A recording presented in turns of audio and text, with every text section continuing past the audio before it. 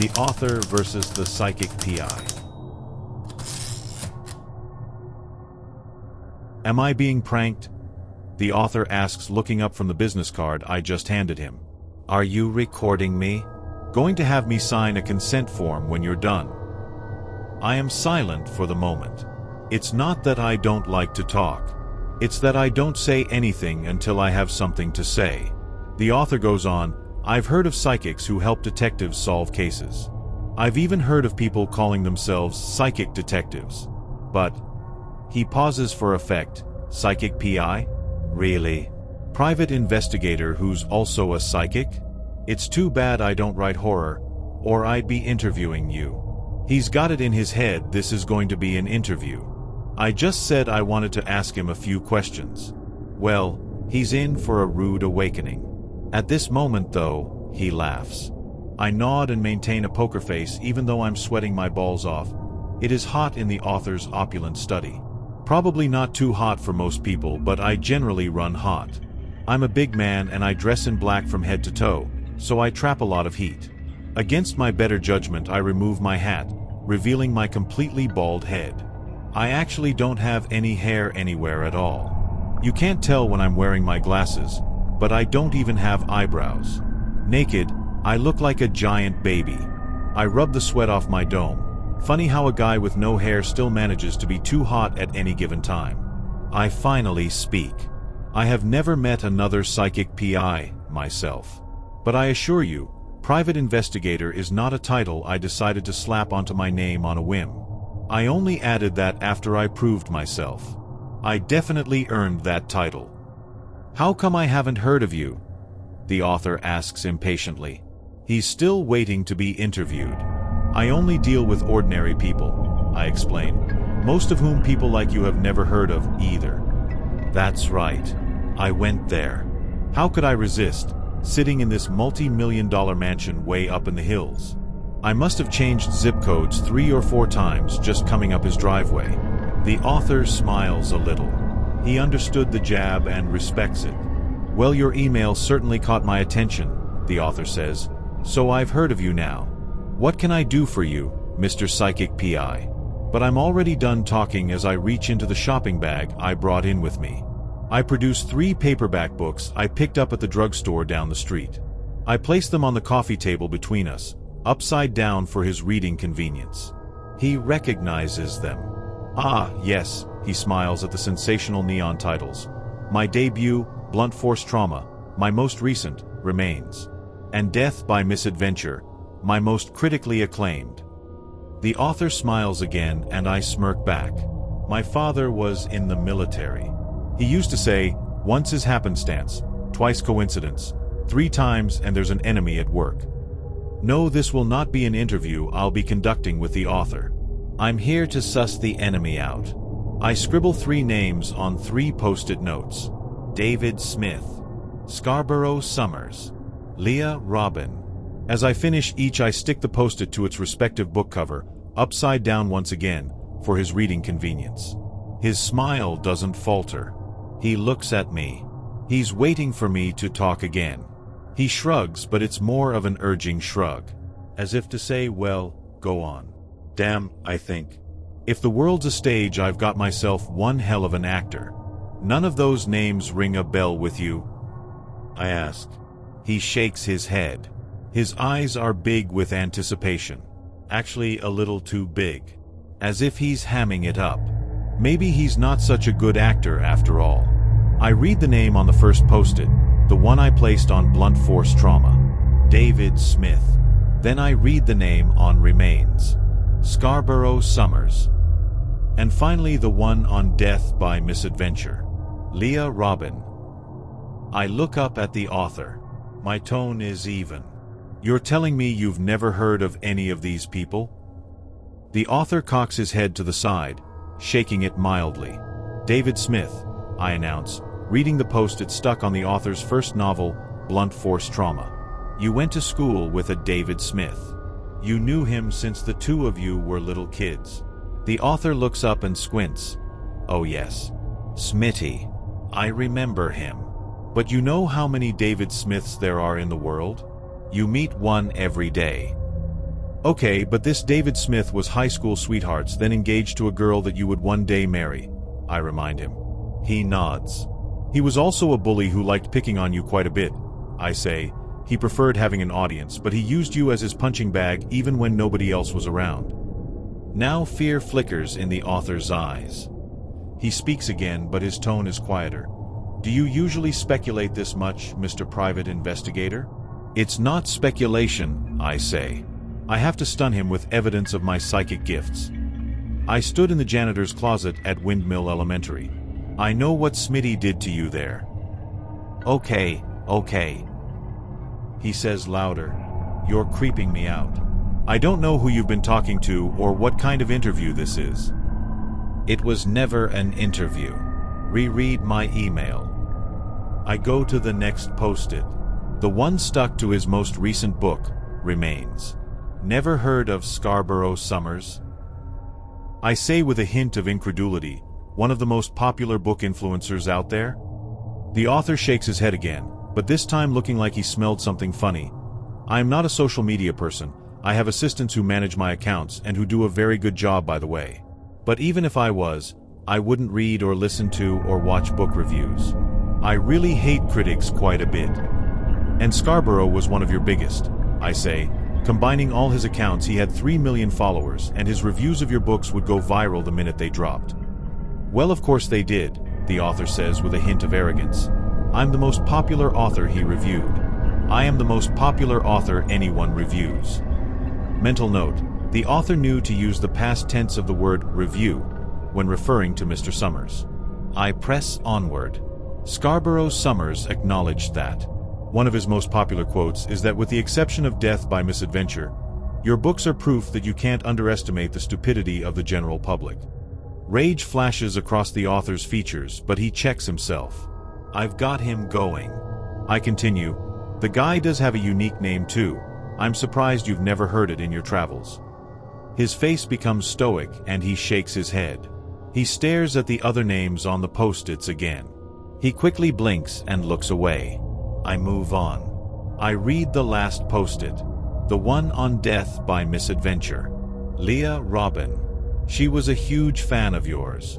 A super fan.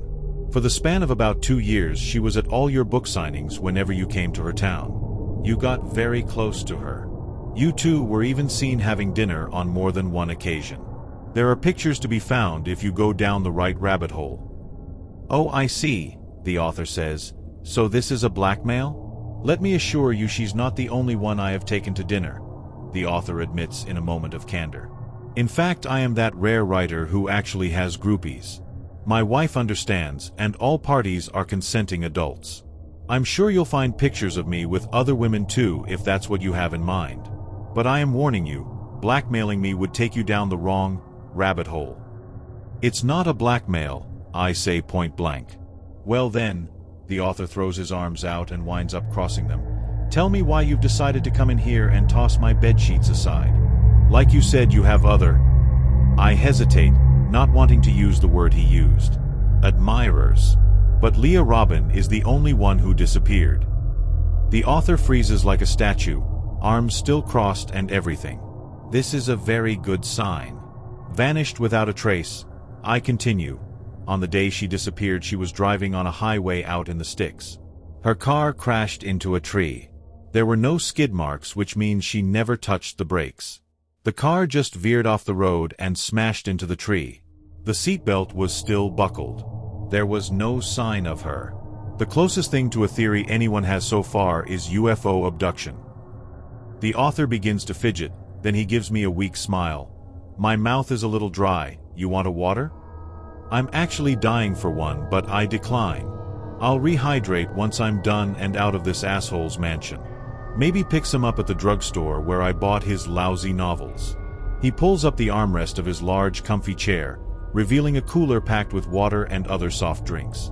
He grabs a water bottle and unscrews the cap with nervous fingers. Pretty cool, huh? He says, voice quivering. Had it specially made for me. I get thirsty when I'm brainstorming, and this is my favorite chair. He begins chugging from the water bottle. I choose this moment to continue. Leah's sister told me she was an aspiring writer herself, and that you were like a mentor to her. She'd give you things to read and you'd give her feedback. Her sister read Leah's draft of Death by Misadventure before you ever laid eyes on it. Leah had another title for it, Checkmate. The author almost chokes on a mouthful of water. It was the last thing she sent to you, but it wasn't the last time she tried to contact you, I say, in the days and weeks to follow you decide to ghost her. Her sister said Leah was very upset. It seems the two of you had a falling out. And here's a creepy coincidence. Leah always made backup copies of her work. All the backup copies of Checkmate were wiped off her computer. They must have disappeared right around the time Leah did. Leah's sister went looking for them when your book, well, your and mostly Leah's book, came out. Look, if this is about plagiarism, you will have to talk to my attorneys. I'm glad you said the word plagiarism first, I remark. This is highly disrespectful, the author says with what I am sure was a great deal of restraint, and I still have no idea what you. But it was my turn to interrupt. When your writing career was about to begin, David Smith was on a weekend hike in the forest. He was supposed to go to a New Year's Eve party with his then-fiancée when he got back. But you show up at the party and surprise her. You're with her when they announce that Smitty never returned from his hike. All they found was his gear. Your timing was impeccable. You knew his gear was all they would ever find. Seems you were quite the detective, yourself. Stalking people like that. 6 months later, Blunt Force Trauma shows up on the New York Times bestseller list. After a pregnant pause, I continue. Shortly before you published your most recent book, Remains, Scarborough Summers received a private message. This was 1 week before he disappeared and the day after he posted his last video. A very critical review of all your works up until then. More of a roast than a retrospective. The message he got was from an unknown account. It was one of those writing memes. A sloth behind a typewriter, with the words, "Be nice to me or I'll have to write you into my next book." The author snickers a little. Haha. Good one. The author tries to play stupid. And how did this Scooby-Doo character disappear anyway? Last seen going into a Barnes & Noble bathroom? Scarborough Summers never left his mother's basement, I say. I am expecting the author to snicker this time. He doesn't disappoint. TV was still on. His half-eaten dinner on the table. Nothing taken. House keys, wallet, phone all still there. Like he just went poof while he was eating. Sent as many shockwaves through the true crime community as it did the book influencer community. I get it, the author says. It's taken you long enough to make your point, but I get it. Some flimsy excuses for motives to want to get rid of some people. Flimsy excuses, I repeat in a warm tone. I've gone to all the places I just talked about. The place where Leah Robin crashed her car, the forest where David Smith was last seen on his fateful hike, and Scarborough Summers' basement apartment. I heard the echo of a dark presence in all those places. A very dark presence. The author shakes his head and rolls his eyes. Dark presence. Okay. I spoke to the people who knew them best. And this is how I started connecting the dots. They all said something that stuck. It came off as a joke at first. But they all said when they got the news of their loved one's disappearance, they figured you were behind it somehow. Like it or not, you left an awful big impression in all these people's lives. The author groans in consternation. He says, "The question is, how would I be able to pull off such a thing? I have a rigid writing schedule, and when I am not writing, I am accounted for by teams of PR people, security agents, a couple of doctors, and a fitness trainer. I can't even take a vacation without some entourage or other. And you are welcome to go through my phone and internet history. I do not look up assassins on the dark web or anywhere else." Time to drop the bomb. I look the author dead in the eye. You know exactly how you made them disappear. You actually told Scarborough Summers how you were going to do it when you sent him that sloth meme. I have a friend who works in internet security. He was able to trace that unknown account it came from. The author freezes again. His eyes dart this way and that. He is afraid to say anything right now. I can feel it. I begin my closing argument. Remains has a throwaway character. A sarcastic internet troll who is in the story for about a page and a half. He's not a book reviewer, and you gave him a different name, but his description matches Scarborough's to a T. He even wears a stained tank top and jeans. Blunt Force Trauma contains a college jock who's training inside a gym the main character is walking through. The jock is out of the story after that. Once again you change the name, but if you show someone a picture of David Smith, they would describe him as you did in the book, right down to the blonde hair, toothy grin, hook nose, and uneven eyes. And death by misadventure? A bystander who is nameless happens to be in a bank robbery. You spent a lot of time describing this bystander. I was thinking she was going to get grazed by a stray bullet, but nothing. And after that, she's out of the story for good. Now I am not one to tell anyone how to do their job, but why would you go into such detail on a character that is never mentioned again? I lean in a little. Hey, like I said, all the world's a stage. I lower my voice for full effect. I don't have to tell you, when I read Leah Robin's sister the description, she broke down and cried. You had described Leah perfectly, right down to the way she twirled her hair with her finger when she was thinking. Does Leah's sister think I disappeared her?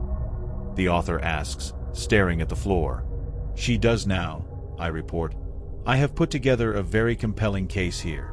It's a little far-fetched, but if you believe in the supernatural, black magic, demons, that sort of thing, it could push all the right buttons. It's basically a video with pictures, snippets of text, and here's the most damning part.